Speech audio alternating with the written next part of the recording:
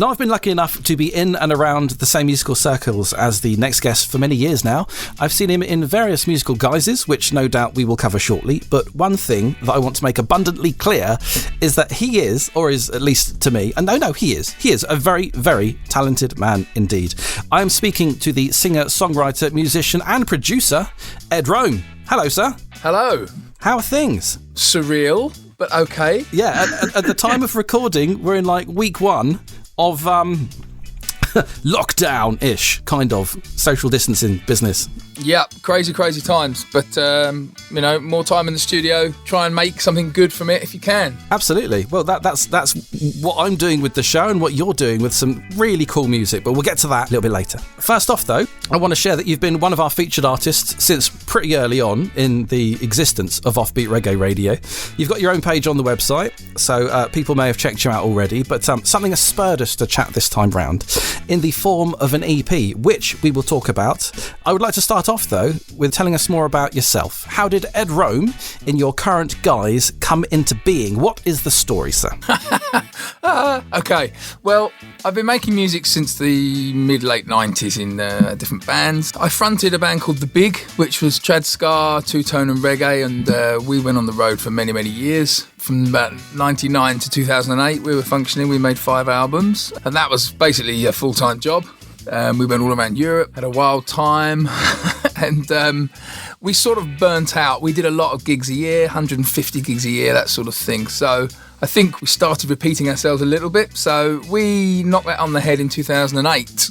After that, I wanted to try my hand at a lower BPM average, the album. So more rock steady, more early reggae, more skinhead reggae and trad ska. So I made an album called A Life in Minutes in 2007, and that was the first one to actually sort of get BBC airplay and a bit of recognition. And I built on that with an album called Snapshot, which also seemed to do pretty well on the BBC, and people seemed to quite like it, which was nice. And then I made a reworked version of that, Snapshot Dubs and Subs, and invited some guests. You had some really impressive names on that. Yeah, I was surprised, really. It was nice they said yes. So, and they were all fantastic to work with. There was no egos there at all. They're just really pleasant, down-to-earth individuals, and it was just great to work with them all, really. You're allowed to name drop, by the way. That is fine. Well, we had Freddie Notes, Dennis Al Capone, Rhoda Dakar, Neville Staple, and a few others. Sorry if I've missed anyone. It was quite stressful because I didn't want to just copy the backing. I spent more time on that than I did on Snapshot because I was going to great lengths to try and not repeat myself. So I really tore apart all the horn lines, rewrote them, pitch shifted some of them to give them a completely different tune, changed tempos, all sorts of things. It was a lot of work. Probably wouldn't do it again, actually. It was definitely worth it, though. If you put the one on and then the next, you can see similarities in the tunes, but they are both really impressive in very different ways. Well, thank you. Thank you very much. So, yeah, haven't released anything for a while. They were in 2014 and 2015, respectively. I thought it was about time to put something out. I think the idea of the album as a unit is changing a little bit, which I've got mixed emotions about. I had some drum takes from different drummers that I hadn't used for anything, so I actually wrote the songs around the drum takes for this EP, Feel No Pain. So I was constricted by the drums, but sometimes it's good to be restricted by something, so you sort of have to finish it, if you know, and you've got the guideline. Is starting with the drums a strange way to go about it? This is from like a non-musician, I suppose. I blow a big stick. I'm a didgeridoo player, for anybody that... You do it so well. Yes and no. You could either start with just a cracking bass line that you're really enjoying, and that's the root of it, or it could literally be a horn line, and that takes it. But I think having the drums at that set BPM, you just find the groove, and I was just mucking around with instruments whilst having the drums on loop, and then, the songs came that way. So it was a bit different to how I normally write. I would normally write, like I say, with a bass or just a guitar or something melodic. But to have the percussive elements first, maybe do it the other way around, which is always healthy. I'm actually mega interested in your process, and we'll come to that shortly, but I reckon it's time to get one of your tunes on now. Where would you like us to start? Let's play The Hype, because people seem to like it.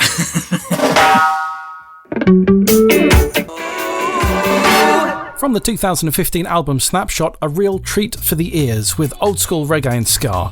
That was The Hype. So, you've tried your hands at lots of different musical styles. Can you tell us a bit more? Yeah, I always thought that I would get quite bored quite easily. That's nothing against any particular one genre, but if you're just constantly in that one genre, it's really tough to keep writing for it, and it becomes a bit monotonal, and you will repeat yourself. I think anyone will repeat themselves. When the Big released their final studio album, we did a second disc, which was, again, a reimagining of the first disc, which was all two-tone reggae and ska. And the second disc was everything but that we could muster in terms of genre. I think a lot of people sort of listened to it once and thought, okay, not sure about that, which is fine, because they had disc one. From then on, I was very keen on trying as many different things. I mean, my first love was rhythm and blues anyway, so it's not like I started with ska. I mean, I found blue beat from rhythm and blues, and then ska became this big love as well. I don't know, I'll try anything. I've been recording bossa nova and sambas recently. Yeah, I heard a bit of that. I'll be honest, it wasn't entirely for myself, but I can see how you were trying something new, and I could also see how, even in doing that, you needed a huge amount of skill. I've always been obsessed with recordings and the way recordings sound, and I think that's a big part of why I love ska so much. Listening back to those early 60s, mid-60s recordings, there's so much atmosphere in them, there's so much room in them. You can tell if someone approaches the mic because it's their solo and they're over mixed and it's too loud and the compressor's going mad.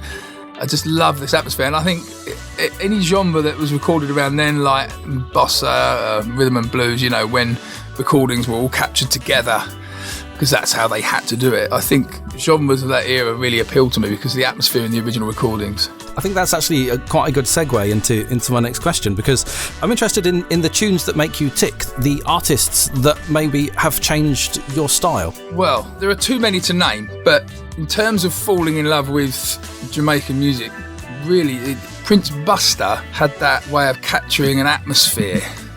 Slight sense of humour in the music, but still it was absolutely spot on. The band was spot on, and the character in those recordings were absolutely pivotal to me. Hearing Madness, the song Madness, for the first time, that was a big moment, I think. And then, of course, Scatterlights, Don Drummond, Maytals, Ethiopians, I think, are very underrated. I think they're wonderful songwriters. Obviously, the Wailers, and then coming into the two-tone era. Two-tone was a big influence on me, massively. I couldn't believe it the first time I heard the Specials. I was like, oh, can you do that? Yeah, I suppose you can. That was a big moment as well. I'm really interested in the way certain artists deliver their material, not just the material, like, say, Ian Dury, for example, really deconstructing the whole idea of even performing at all, I find that really, really interesting. Who else? Well, we could definitely say Bob Andy, who's sadly recently just left us. His songwriting is awesome. Always been a big fan. When it comes to artists that you've seen or played with live, was there anything that stood out there? I was fortunate enough to play bass for The Beat for quite a few years, and that was a big influence, working with Roger, again, who's sadly recently left us. Very sad. Excellent to work for. They were very gracious and polite all the time, even when things backstage were just horrendous for some other reason. That was a really nice experience working for them, as well as Neville, the same. Yeah, the good learning experiences. I'm sure. I must admit, every time I look at social media, you seem to be working with just another really famous face or amazing recording artist. And I mean, are you doing all of that from the shed in your garden?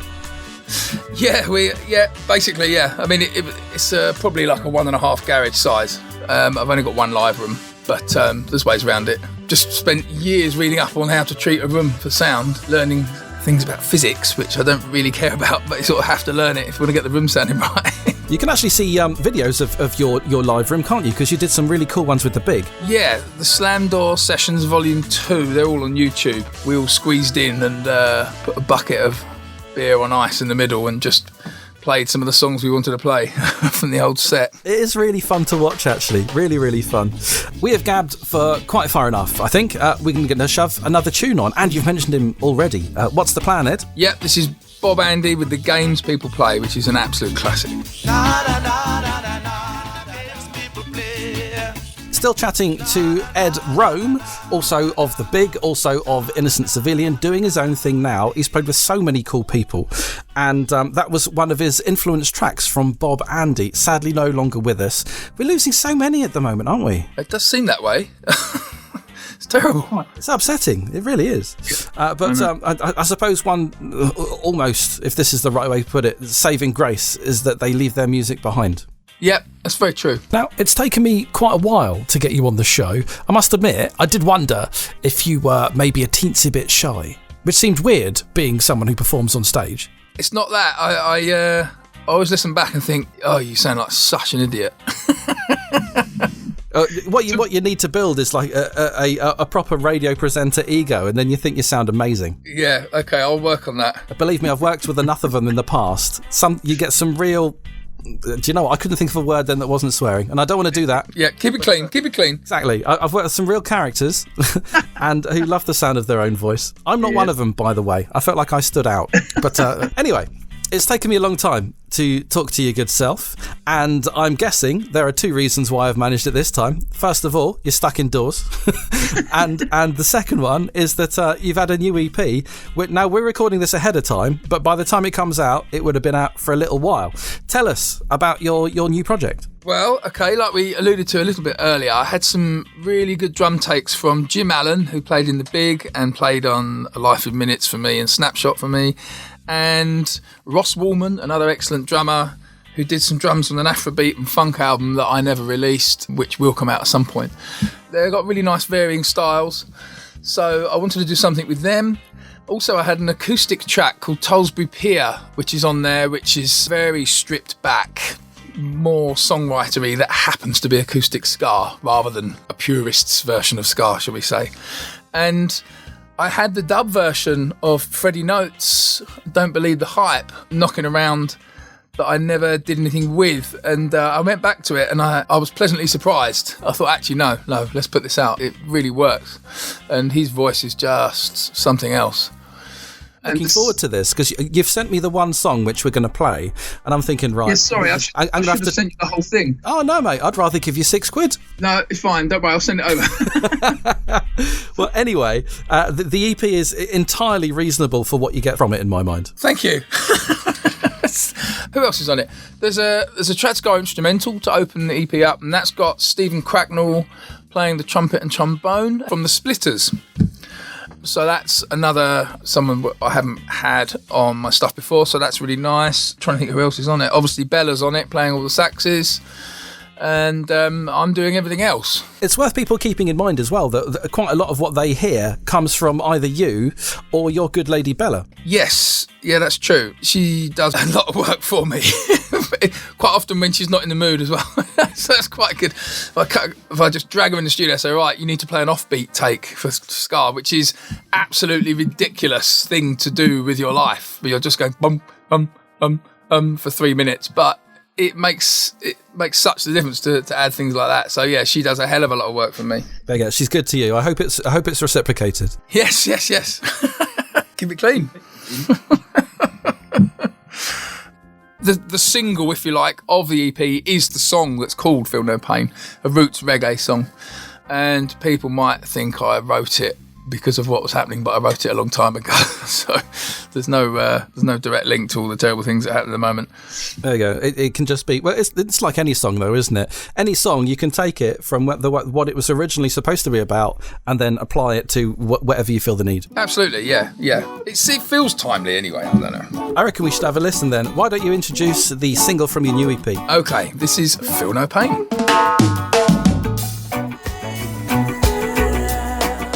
So it's the title track of the EP. It is Feel No Pain from Ed Rome. I actually got to listen to that probably about an hour before we managed to chat, and I just thought, yes, because I don't know what it is. You've got this talent of producing music that I just fall for hard. It's like a relationship. I'm glad you like it. It's always tricky to. I had to break the seal and release something because the snapshots did quite well. People get so familiar with material. Whatever you do after it will never be the same. So I just had to put something out. Well, you did well. At least the one tune that I've heard. But I reckon I'll hear the rest of it by the end of the day, by hook or crook. Yeah, no, you will. You will. That tune in particular, you've said that it's not about the current, coronavirus situation, but could be applied to it. So what was the thought behind it when you were originally putting it together? Well, when you meet and greet someone you haven't seen for a little while, and they, if they're polite enough, they'll ask you, so how are you? And you always feel under duress to sort of say, well, yeah, I'm fine, because, that's what we say.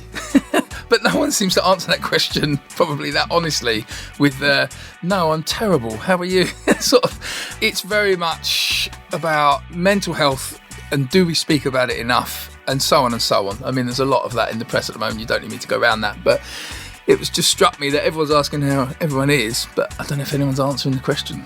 That song, really like it, although by the sounds of it, quite strange and upsetting beginnings to write it.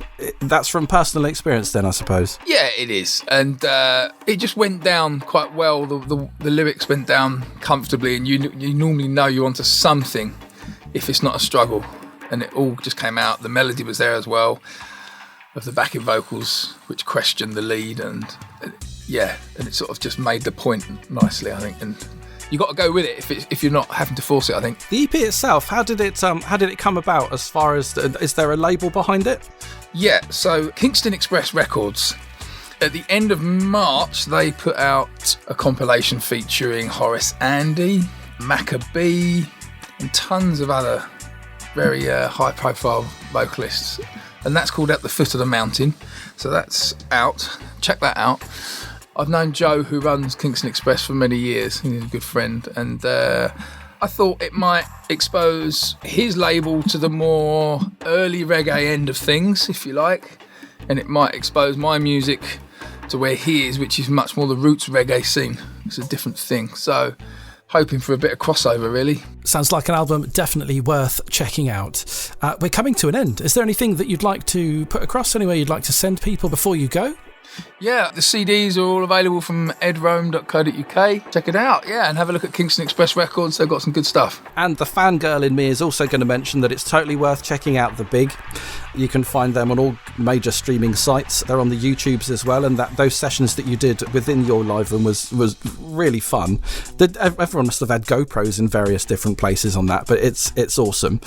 And also, we've not really touched on the Innocent Civilian stuff either. That's totally worth checking out. Okay, yeah, thanks. Yeah, I didn't really go into that too much, but again, they're very mixed genre albums. A lot of them have a narrative running through them, and it's sort of like the absolute antonym to the 10 reggae tracks on an album, that don't link up. So it's just another way of doing things. I look forward to hearing the rest of your EP, mate. Thank you so much for doing what you do. I love it, and I know a bunch of other people do as well. If you have just been introduced to Ed's music, there is so much more of it to listen to. Do go and check it out. Ed, you take care of yourself, sir. Will do, and thank you very much for having me on the show.